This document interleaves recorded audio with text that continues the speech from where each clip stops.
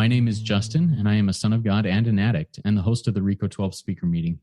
And thanks to my God, the steps, and the fellowship of other addicts, I am living in the relative happy, joyous, and free life that is promised to those living in recovery. And I've been very active in the rooms of recovery since September of 2013. Welcome to the 116th meeting of RECO12. RECO12 is an organization with the mission of learning and sharing the similarities of addiction of all kinds, and gaining and sharing tools and hope from others who are trudging this road. We are an open meeting for all, no matter your life experience and background. To learn more about RECO12, please go to www.reco12.com. That's RECO12.com. We are a self-supporting service, and we appreciate your help in keeping us working our 12th step in this manner. I'll put information and links in the chat of the live meeting and in the show notes of the podcast if you wish to contribute to this cause. We look forward each week to hearing from the light reflected by our speakers from their higher power. That light inspires hope, meaning, worth, and growth in us, the listening audience. Now, I'll introduce our guest speaker for today, Evie S., whose topic will be how I work my recovery program. Now, here's a little bit about Evie. Evie found Codependents Anonymous, CoDA, when CoDA was just a year old and has been working her CoDA recovery program for almost 35 years. She has done service throughout most of that time at every level of the fellowship, which has supported her recovery growth. She found CoDA after many years of therapy and other personal development efforts. She believes that CoDA and the 12 steps have given her the most important tools she needed to heal her relationships, especially with members of her family of origin. For 31 of those years, Evie was in a committed relationship and marriage with another member of CoDA. Their relationship went through many periods of struggle, and thanks to their CoDA recovery program, it became truly loving and supportive as they supported each other in their ongoing recovery journey. Take it away, Evie. The floor is yours. Thanks, Justin. Hi, everybody. My name is Evie, and I am so grateful to be in recovery from my codependency. As Justin said, I found CoDA when it was very young because I was actively looking for it. I'm going to take a few minutes to just give you my background. My mother was a Holocaust survivor, not in the camps, but living in the south of France with phony ID, never knowing when they might have been turned in by people. And my father was kind of a Casper milquetoast. My mother basically ran him, and my mother and I started fighting when I started speaking. And I had a very challenging childhood, and then it became even more challenging when I was in college. My parents, I never cared whether I dated Jewish guys or not. And I ended up with somebody who wasn't Jewish, and they were threatening to disown me if I married him. And that just devastated me. So I was extremely codependent. The only thing that seemed to matter to me was whether I was in a relationship, and hopefully I had somebody who loved me, who made me feel worthwhile. Interestingly enough, from the outside, I looked pretty good. I had a good, very good career for a woman at that time. I went to work in the computer industry in 1967.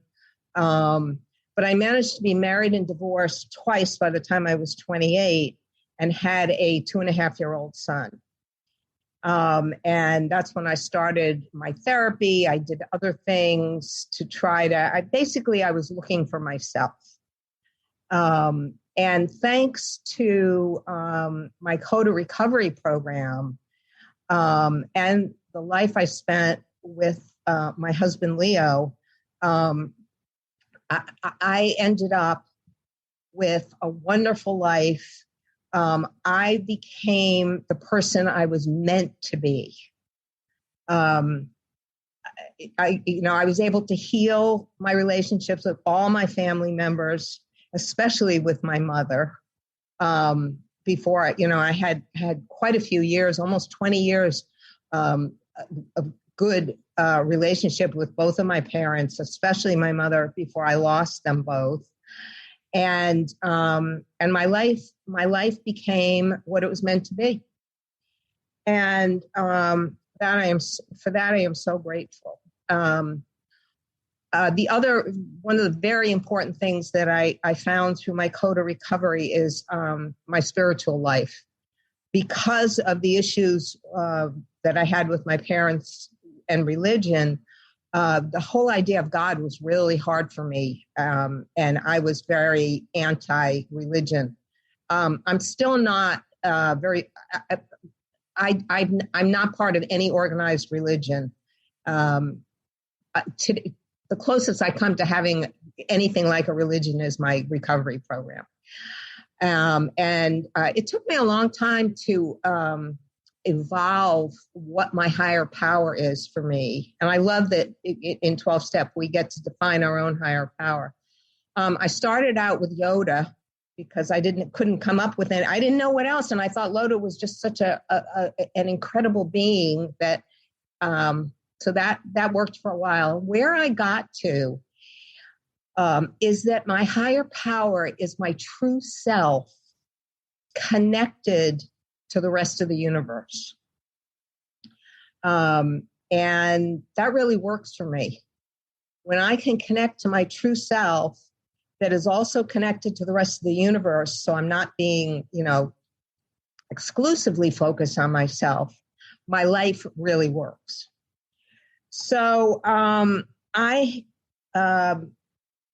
it took me a long time to really come up with the best way to work my program. And I'm going to share that with you. So hold on while I share my screen. Okay, I'm actually going to go to this one first. Nope, that's not the one. I got to go the other way. Okay. I want to share with you what my daily routine is. It starts with what my goal in life is. And it took me a while to work this out.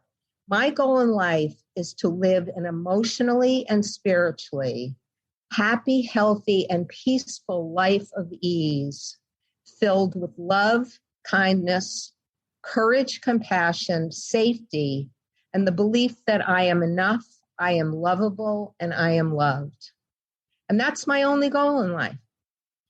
So when I wake up in the morning, I do the following. I wish my higher power good morning. I thank my higher power for this day.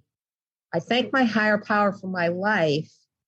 And then I go inside and I look for 3 to 5 things that I'm grateful for in the moment. And I try not to repeat things all the time. When I first started doing this, I was saying the same things every day. And I realized that it was important that I kind of try to focus more on, recent things that had happened rather than always, being grateful for my husband and for my recovery program and that to look for other things as well. And then what I do is I go through the 12 steps in my head, and I'm going to go to the other document in a minute, because I've actually changed the wording of the 12 steps in a number of ways because I wanted the steps to be very loving and to not feel criticized by them. Okay, so at any time during the day when I start to feel unsettled, I stop and I connect with my higher power and I ask my higher power to help me to get clear about what's going on and what's bothering me. And then I look for acceptance of whatever it is that's bothering me. Acceptance is something that's so important to me. I like to say that I have 2 step zeros. The first one is awareness, because if I'm not aware of what's going on and what's bothering me, I'm going to have a really hard time healing it. So that's the first step 0. And then the second one is acceptance, because what I've learned is that if I can't accept what is, I'm going to have a really hard time turning it over to my higher power. I'm going to keep pulling it back and pulling it back. So I do my best to, with my higher power's help, to reach acceptance on whatever's bothering me. And then once I feel acceptance, I move on to the 12 steps. And then I have to be able to accept in my heart, not just in my head, which is very important. And if I can't accept right then, I ask my higher power to please help me to reach acceptance. And then when I am having difficulty accepting, the other thing I do is I often turn to the AA acceptance prayer, which I've put here. I'm sure many of you know it, so I'm not going to go through it. Okay, so what I'm going to do now is shift over to the 12 steps that I used today. The CoDA first step is we admitted we were powerless over others, that our lives had become unmanageable. The step I say today, I say it's fine. I could say we, but I say I admit that I'm powerless over all living beings, my thoughts, feelings, and reactions, the state of my body, my obsession with time, because that's always been a real issue for me. And I fill in the blank with anything else that feels appropriate at this time, and that my life had become unmanageable. So all I've done is I've expanded what I'm powerless over. Second step, which in CoDA is the same, I think is almost the same as in all 12-step programs, came to believe that a power greater than ourselves could restore us to sanity. I say it as, I believe that a power greater than my ego and my wounded self can restore me to sanity, and will restore me to sanity if I continue to work my CoDA recovery program. And the reason I changed that to and will is because I had several people, sponsees, my husband, say to me, yeah, I believe my higher power can, but I don't know that they will. So I thought it was important to include that part. Step 3, I had a horrendous time with step 3, not surprisingly, because of the God issues I had growing up. So in CoDA, made a decision to turn our will and our lives over to the care of God as we understood God. Sounds familiar, right? Mine is, it's funny, I don't know when I changed these to I do turn. I guess I turn my will and my life over to the care of my higher power, which is my true self that is directly connected to the rest of the universe. And obviously, for anybody that's going to use this, because I've given this to lots of people, you can fill in anything that feels right for you, okay? And then I say the CoDA third step prayer. And I've modified that very slightly to fit my what I believe my higher power is. But I believe this is such an incredible prayer. Higher power, I give to you all that I am and all that I will be for your healing and direction. Please make new this day as I release all my worries and fears, knowing you are both within me and all around me. The actual prayer, the approved prayer, is knowing you are by my side. Please help me to open myself to your love, to allow your love to heal my wounds, and to allow your love to flow through me and from me to those around me. May your will be done today and always. Amen. And if I can't do anything else, if I'm really struggling and I only have like 10 seconds or 15 seconds, I turn to this prayer. I just love this prayer. And I will say it took me a really long time to finally be able to truly do the third step. And I'm so grateful for that because I do it all the time now. Fourth step, CoDA made a searching and fearless moral inventory of ourselves. The way I say it, I regularly make a loving, searching, and courageous moral inventory of myself, including anything that is currently bothering me, such as resentments, pain, anger, fear, etc. And what was really important for me there is to add the word loving and to change the word fearless to courageous. Because I'm very rarely fearless. So, but I am courageous, and courage is acting in the face of fear. So that was a really important change for me. 5, admitted to God, to ourselves, and to another human being the exact nature of our wrongs. That's the CoDA version. Mine is, I admit to my higher power, myself, and another human being the exact nature of my inventory. And part of why I changed that is, first of all, I don't like the critical words, wrongs. And the other thing is that in CoDA, not only do we do an inventory of our wrongs, but we do an inventory of our assets. Because it's very important for those of us that are codependent to acknowledge all the assets that we have, because so many of us have been told that we didn't have assets, that we were wrong, bad, whatever. And so it's very important for us to also acknowledge our assets. Step 5, CoDA admitted to God, to ourselves, and to another human being the exact nature of our wrongs. Again, sounds familiar. Mine is, I admit to my higher power, myself, and another human being the exact nature of my inventory.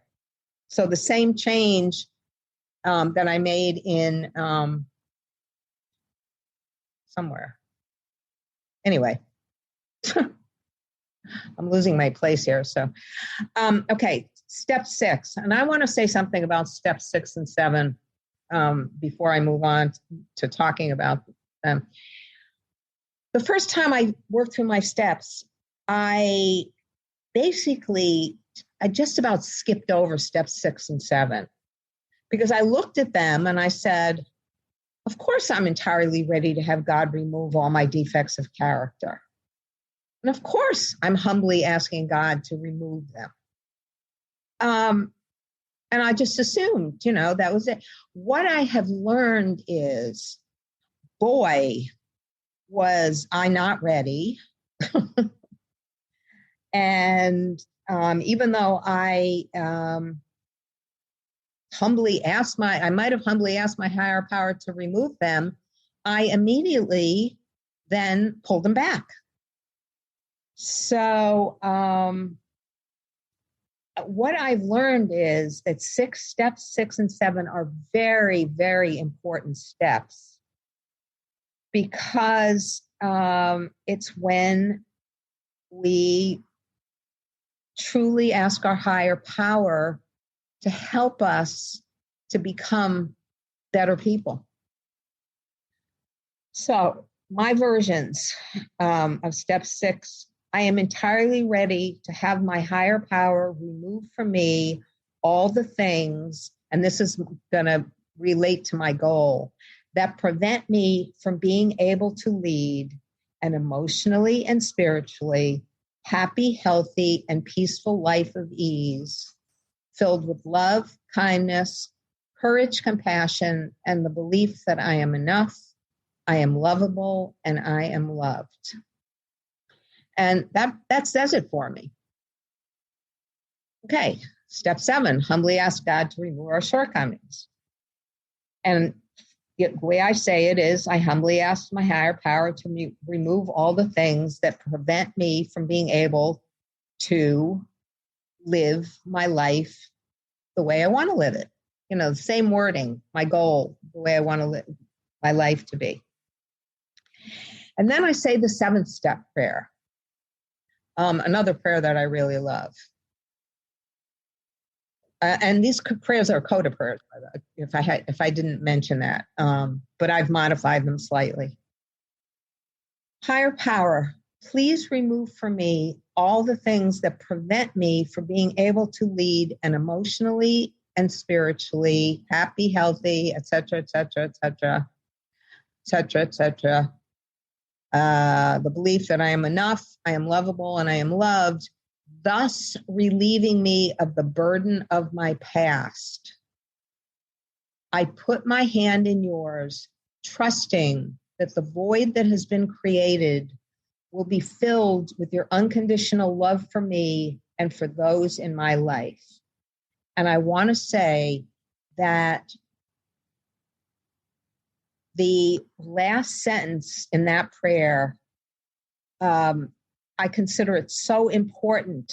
I put my hand in yours, trusting that the void that has been created will be filled with your unconditional love for me and for those in my life. And that void, that is the reason that I always had such a hard time doing this step, because I would ask my higher power to remove the things, and then there was this void in me, because this is how I had lived my life for so long, and all of a sudden, it was empty. This is, the change back behavior. I don't know if any of you have ever read any of Melody Beattie's books. She wrote Codependent No More, and then she wrote Beyond Codependency. And in Beyond Codependency, one of the things she talked about was change back behavior, that when we change, often the people around us push us in a way to try to get us to change back to our old unhealthy behavior, because despite how much they may have hated a lot of it, in some ways they were comfortable with it.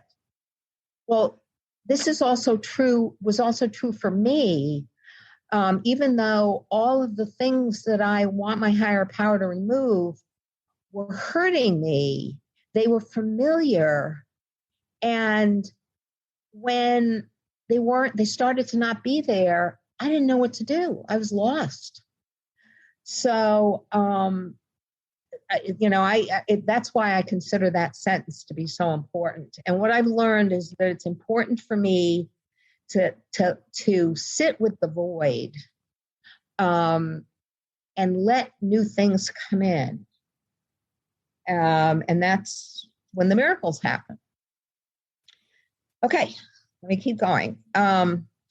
Step 8, made a list of all persons we had harmed and became willing to make amends to them all. The only thing I changed about this is that I added remembering to put myself at the top of that list.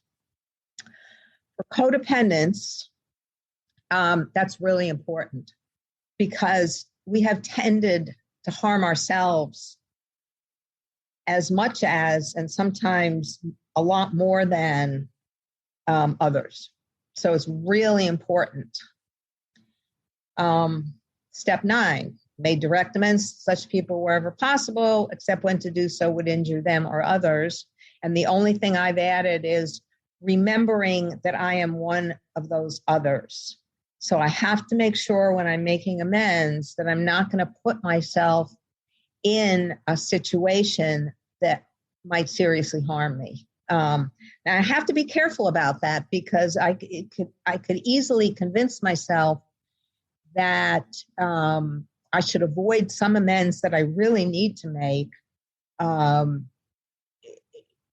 because I think it's going to harm me. But it's not going to harm me in a way.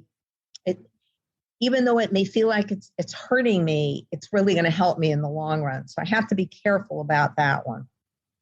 And there was something else I was just going to say about that, and I can't remember what it is. Oh, yeah. The other thing I've learned is that often the most important amends are living amends, to change my behavior. So, in any instances where particularly, yes, I want to make, I made direct amends to all the people that I could.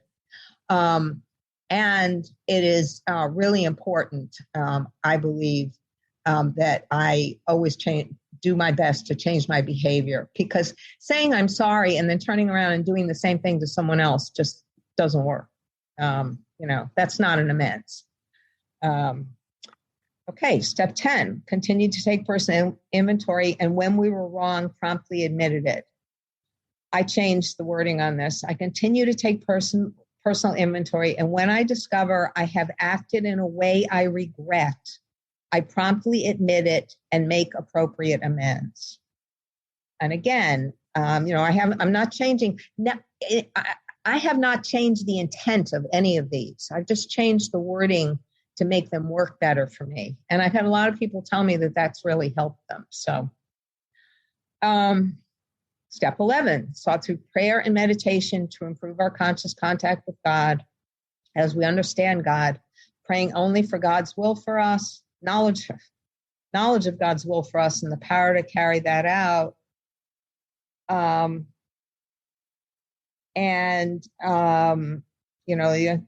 only thing that I've changed is God to higher power, and praying only for knowledge of what is her will for me and the power to carry it out, because clearly my higher power is female.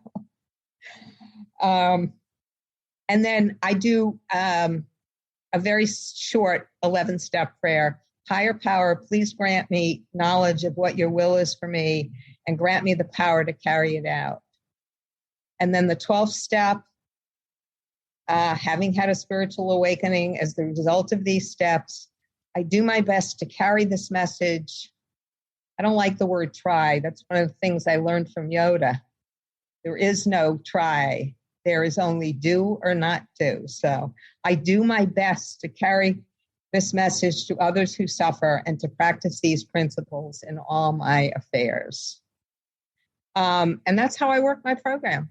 And rather than babbling on any longer, I am going to stop, and you can start the questions a few minutes early. That's unusual the one thing I should mention.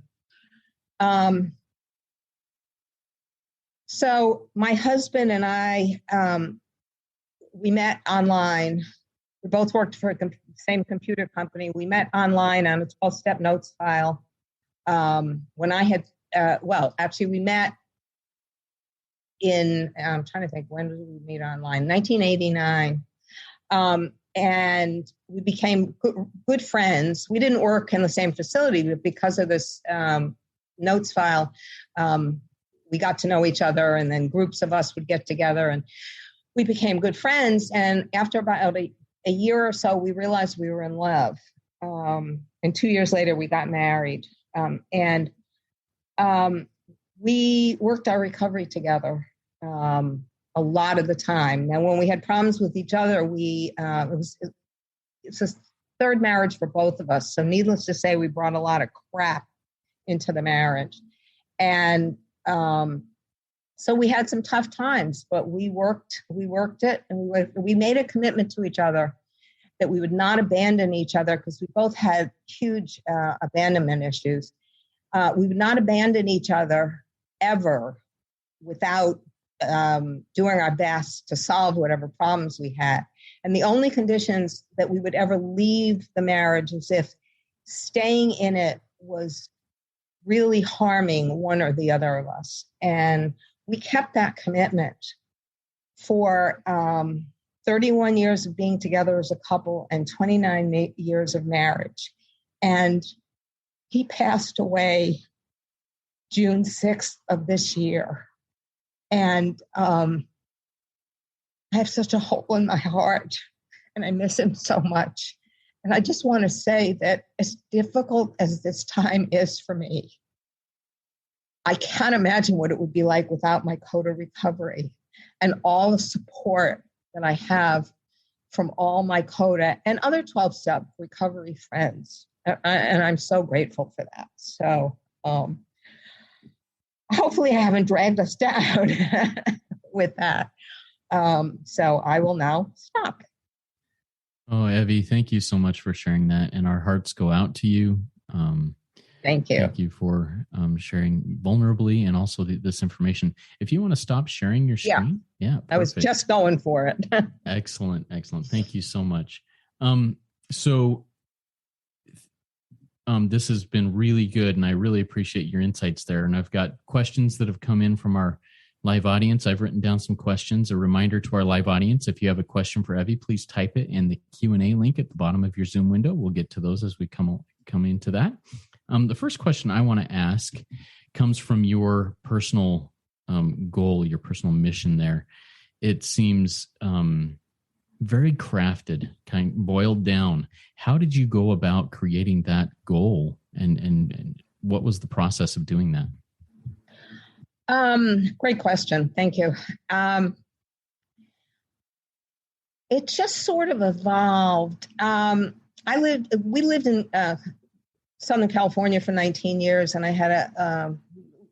we had moved there from the Boston area, and we moved back to New England 4 years ago. But while I was in Southern California, I had a very wonderful yoga instructor who became a close friend also, a very spiritual person. And she would say wonderful things at the end of yoga while we were doing Shavasana. She would say wonderful things. And the life of ease filled with came from her. Something that she said during, one of the meditations that she read to us while we were doing Shavasana. And then the other things just evolved over time. I started with wanting to live a life of ease and a spiritual, an emotional and spiritual. Those were the key things for me.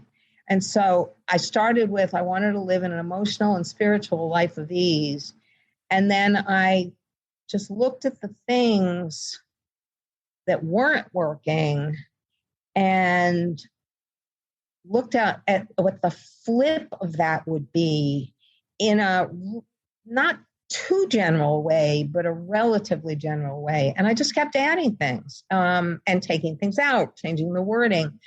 Just like it took me a really long time to decide what my higher power is. Was the same process. It just evolved over time.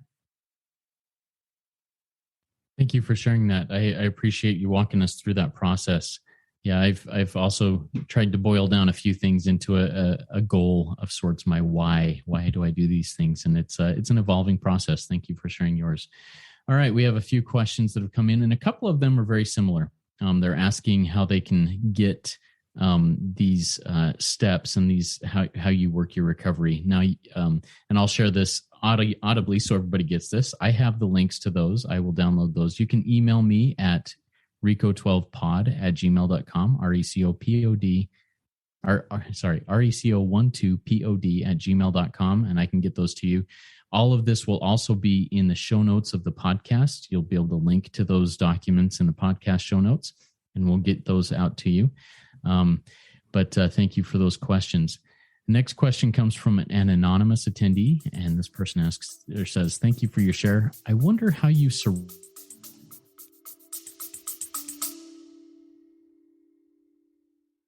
Stress and trauma happen inside of the body, which means we can heal them through the body. My name is Luis Mojica. I'm a somatic therapist, nutritionist, and host of the Holistic Life Navigation podcast. Join me each week as I teach you how to release stress and trauma through listening to your body, using nutrition, somatic experiencing, and other holistic practices. You can listen at the Holistic Life Navigation podcast or at holisticlifenavigation.com.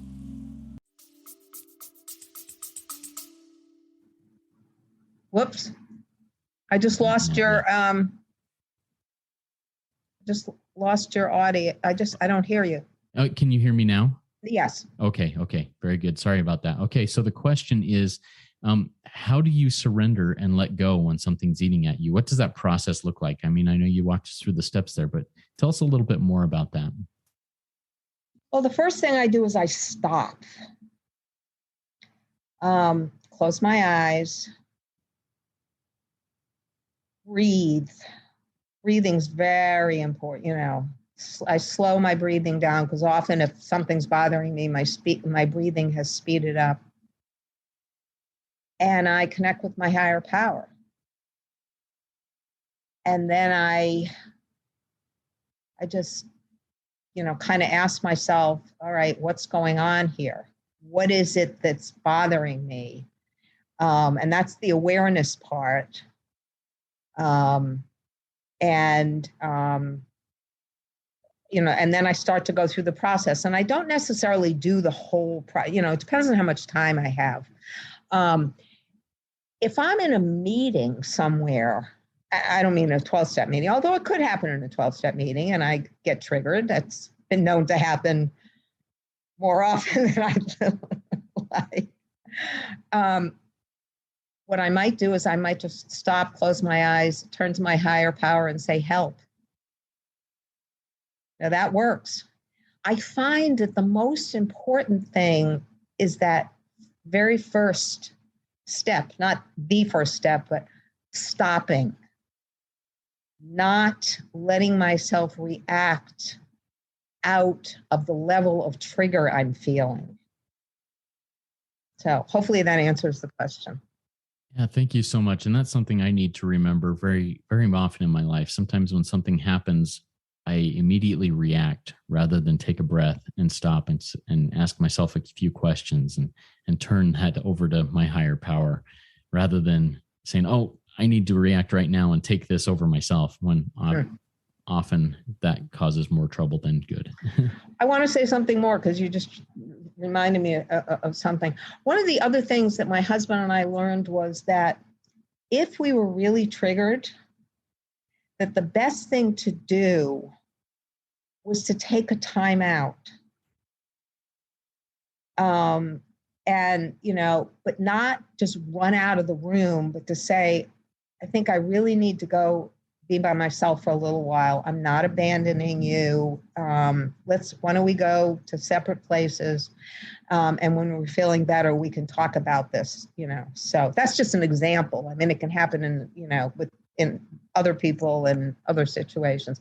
By the way, I just want to say that it looks like we're getting a thunderstorm. So hopefully we won't have any internet problems.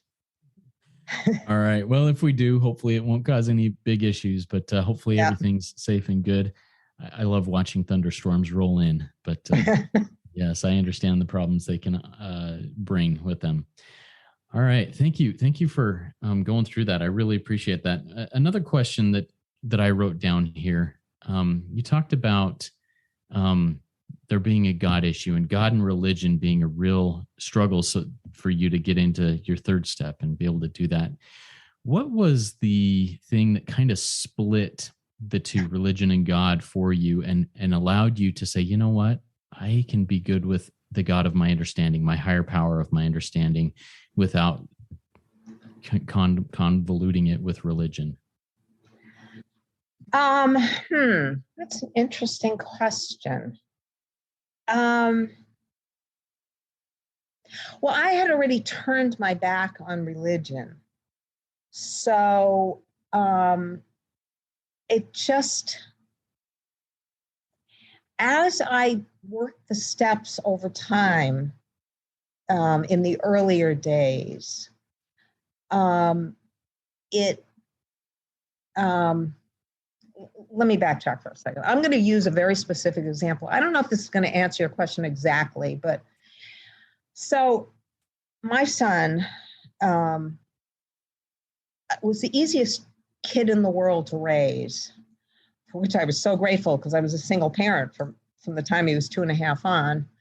And when he was 17 years old, as one of my friends liked to say, he took all the not rebelling and rolled it into one thing and came home one day, the summer before his senior year in high school, and said, Mom, I want to enlist in the Marines for delayed entry.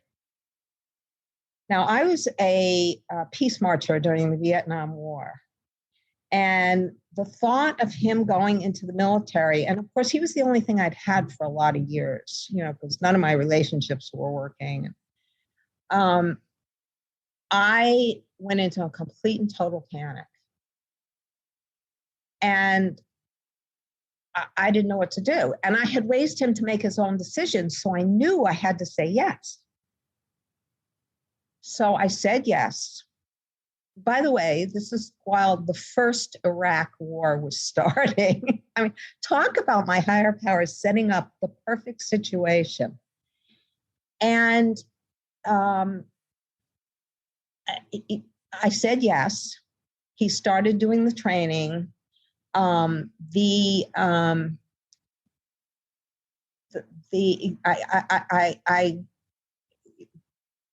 ground war started. This was the ground war started maybe 6 months later.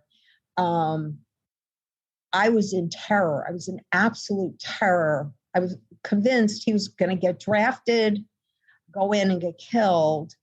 And I had no choice but to turn this all over to the higher power that I didn't have at that point. And it worked. It turned out spectacular. It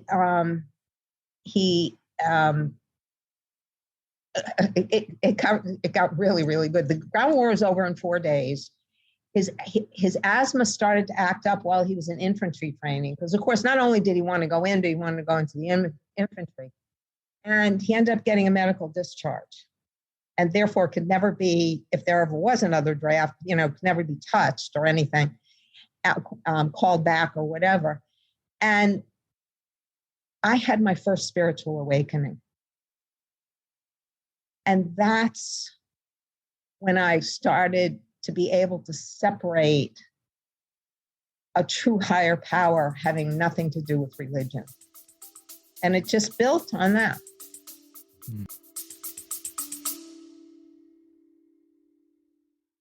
A higher consumption of vegetables may cut your odds of developing depression by as much as 62%.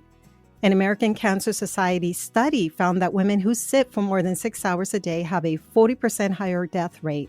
Hi, my name is Maya Acosta, and I'm a health and wellness educator and host of the Healthy Lifestyle Solutions podcast. Join me and the amazing people that I get to talk to as I set out to learn how to improve our quality of life and increase our longevity. You can listen at the Healthy Lifestyle Solutions podcast or at healthylifestylesolutions.org.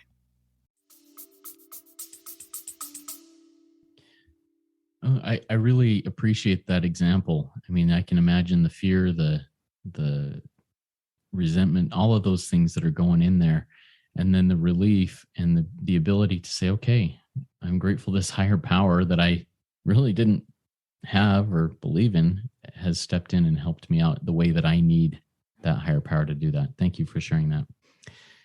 All right, another question from our live audience. This is from Pierre. Pierre says, what do you find most important in getting a good relationship with parents? Learning to shut my mouth. That's a great question. I can still picture exactly where I was the first time I didn't argue with my mother. The first time she said something, my mother is a Holocaust survivor. I mean, can you imagine what she had, the fear she lived with? And by the way, unfortunately, she transferred that fear to me in utero. It was, I lived with the fear that the world was an unsafe place for a very long time. But anyway, in answer to the question, we were riding in the car, and my mother said, mark my words, there's going to be a revolution in this country. Now, this was back in 1991. So if she said it today, I might agree with her. Just joking. But, and I didn't respond. And she couldn't argue with me because I hadn't said anything. So she just stopped. And then the other thing that I learned to do, this is really important. I learned to acknowledge her. She would say something wacko to me, and I'd say, Mom, I know you're trying to help, and the way you're going about it just isn't working. And because I acknowledged her first, that she was trying to help,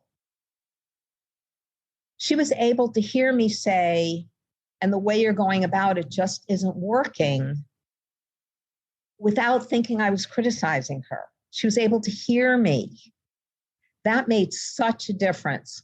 And I've learned to do that as much as I can when I remember to, or my higher power reminds me to, in my life. Makes a huge difference.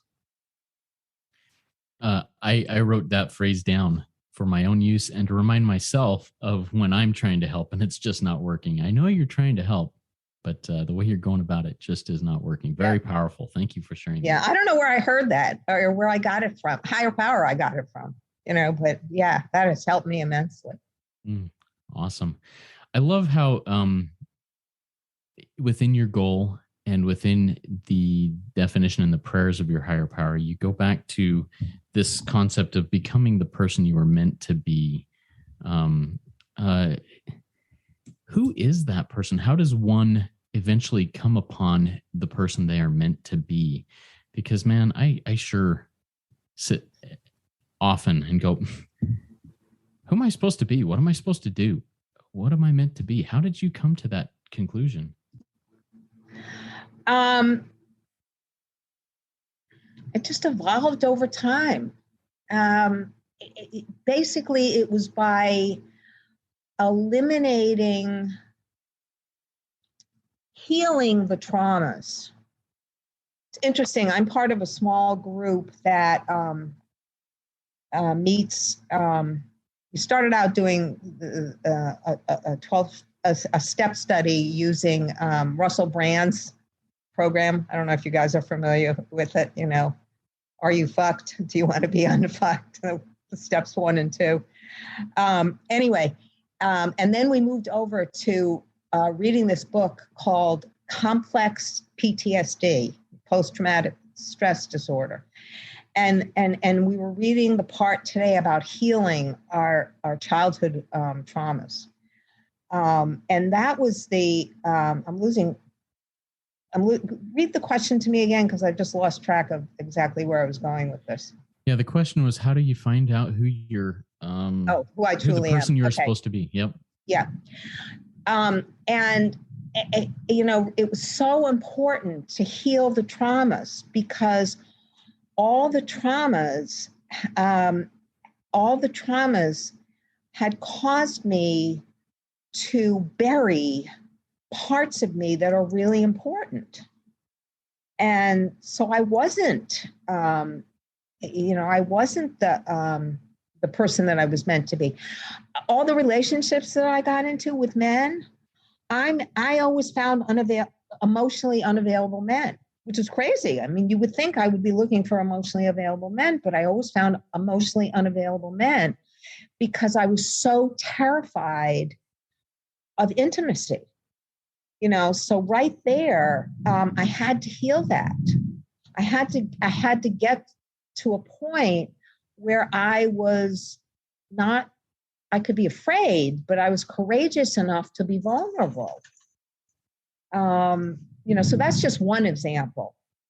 And I want to thank my dog, because she barks at thunder, but she's not. She's being good. She must know how important this meeting is. She's coming to join us. Come on, Fanny, you can come up. Come on.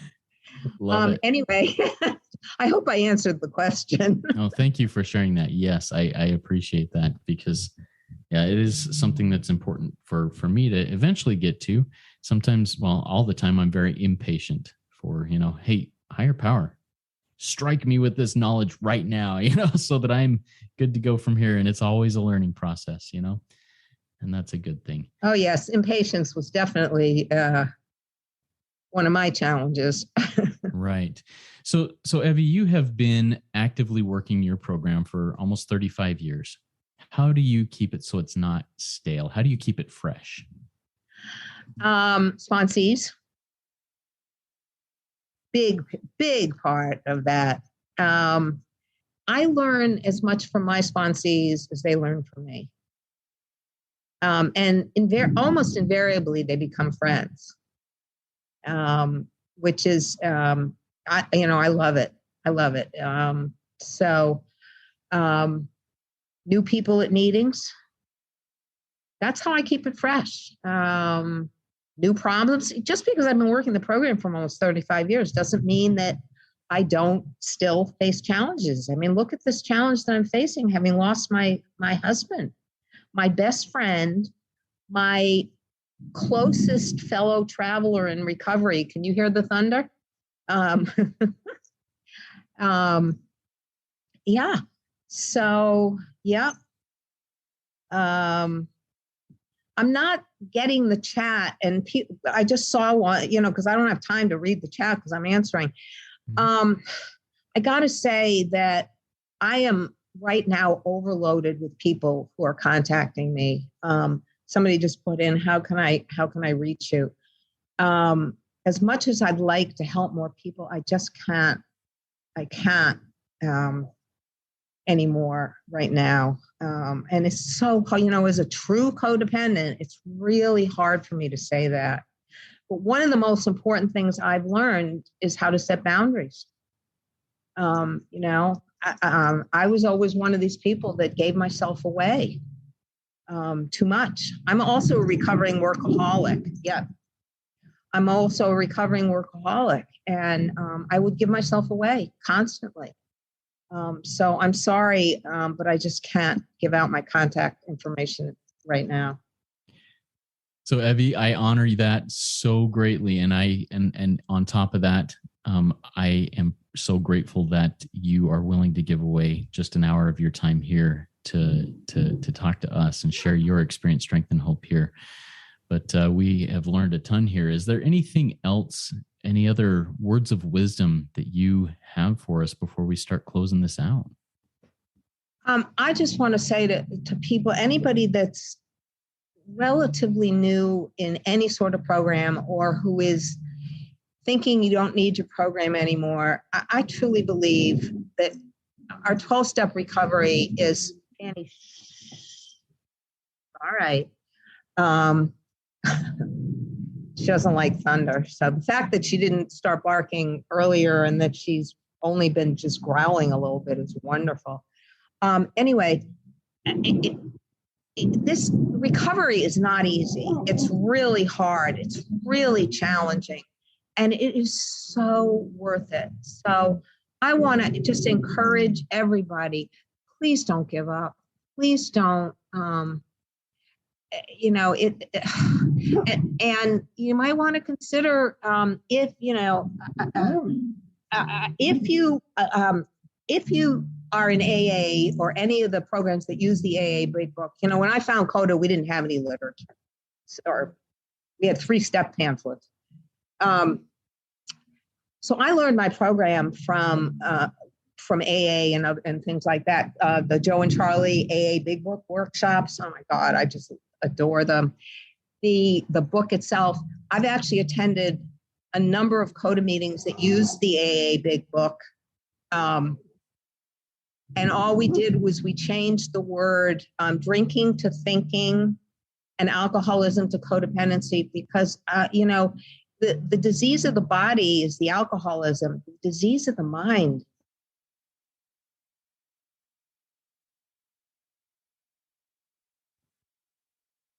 Oh, I think we lost Evie. I think the thunder and lightning may have caught up here.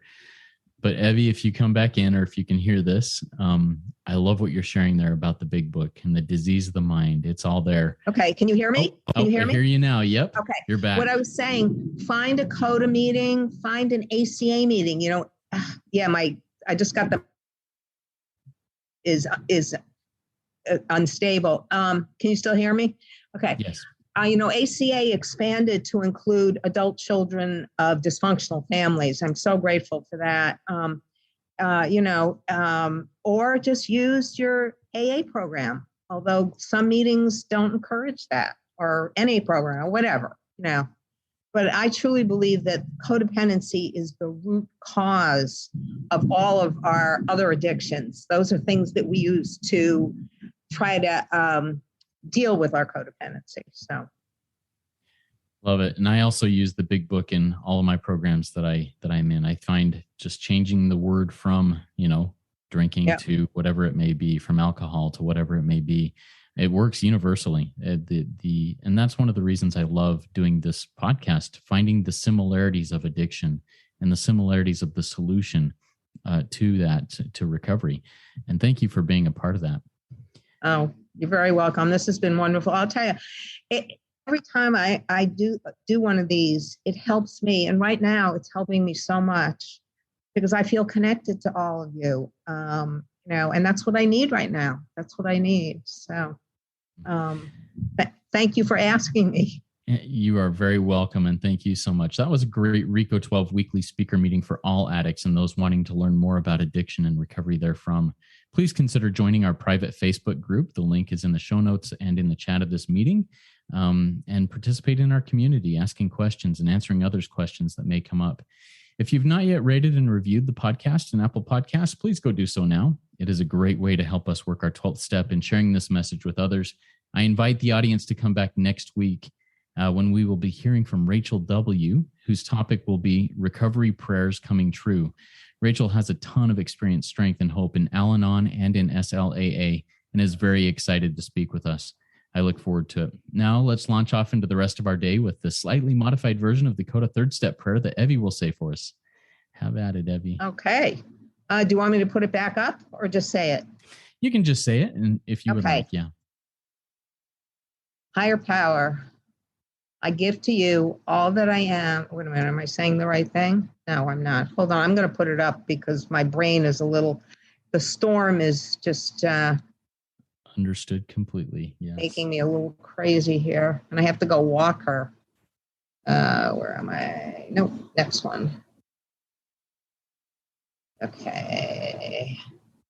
Yeah, I did have the right one. Higher power, I give to you all that I am and all that I will be for your healing and direction. Please make new this day as I release all my worries and fears, knowing you are both within me and all around me. Please help me to open myself to your love, to allow your love to heal my wounds, and to allow your love to flow through me and from me to those around me. May your will be done today and always. Amen. Amen. Thank you so much, Evie. Keep coming back, everybody. It works when I work it, so work it. You are worth it.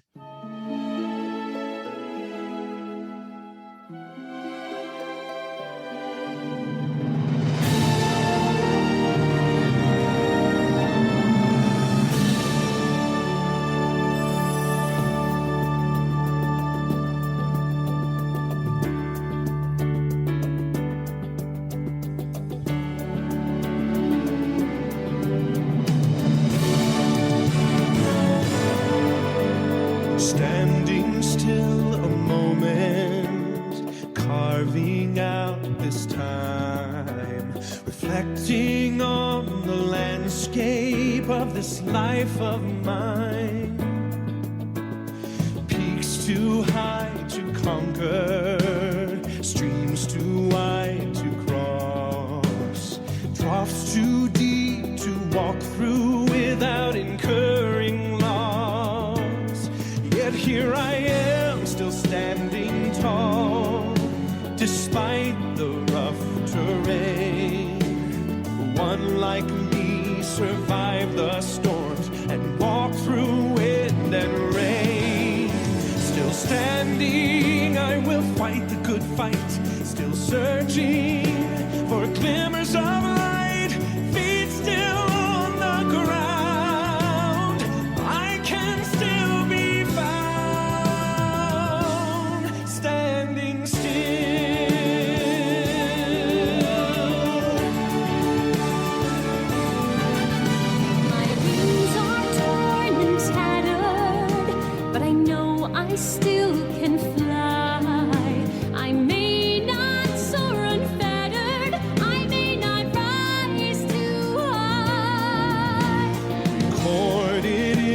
the book.